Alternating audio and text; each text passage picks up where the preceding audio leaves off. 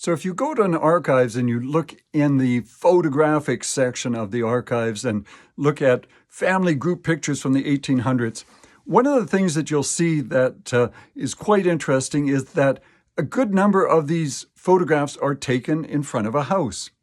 And the other thing that you'll see is that some of these family group pictures tend to be fairly large. Well, there's two reasons for this.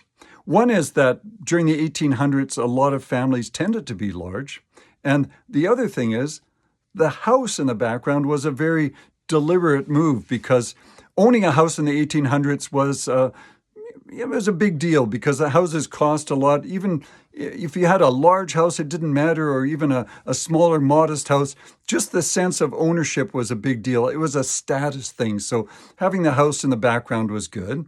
And the other thing is your family identity was attached to that house because most often the parents bought a house and they tended to stay there. They had a family, a large family, and even when the family grew up and kids moved out, the parents tended to stay in that house and the kids came back to it. So their family identity was attached to this house. And the other thing was, most often these pictures were taken by a photographer from a photo studio. So you had this professional picture that you could pass down through your family. It was like a heirloom in a sense that your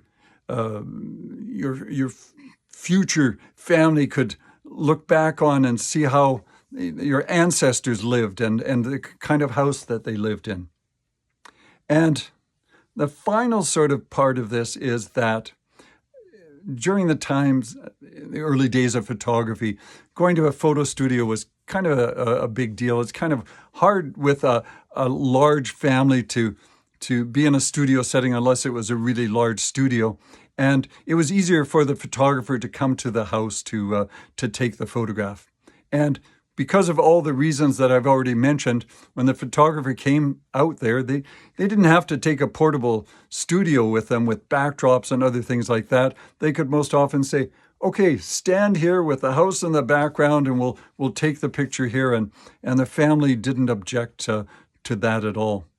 And also getting all the family out to take the picture would be easier to get them out to the house than to a photo studio. You just have to say, come for dinner. Afterwards, we're going to take a group family photo.